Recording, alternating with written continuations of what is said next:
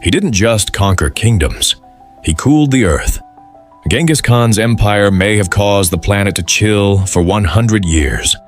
Not metaphorically, but literally. In the early 1200s, Genghis Khan began one of the deadliest military campaigns in history, tearing through Asia and Eastern Europe with ruthless speed. His Mongol Empire would become the largest contiguous empire the world has ever seen, and one of the most violent. By the time the dust settled, an estimated 40 million people were dead, nearly 10% of the global population at the time. This wasn't just a human tragedy, it was an ecological reset. Entire cities, farmlands, and irrigation systems were abandoned.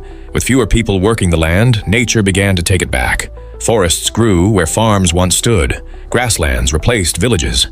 And with that regrowth came something unexpected: massive carbon absorption. New studies suggest that the return of vegetation pulled enough CO2 from the air to measurably cool the planet. This wasn't global warming, it was global chilling. A phenomenon some scientists link to the onset of the Little Ice Age.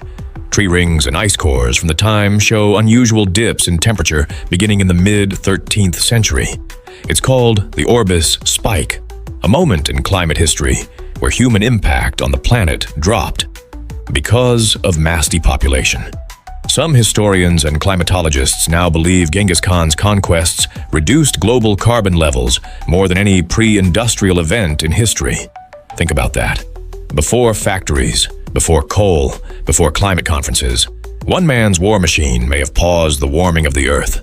Of course, this wasn't intentional. Genghis Khan didn't set out to be an environmentalist, but history doesn't need permission to change the planet. This is the forgotten story of how one empire's path of destruction may have cooled the earth for a century, proving once again, empires don't just redraw borders, they reshape the world.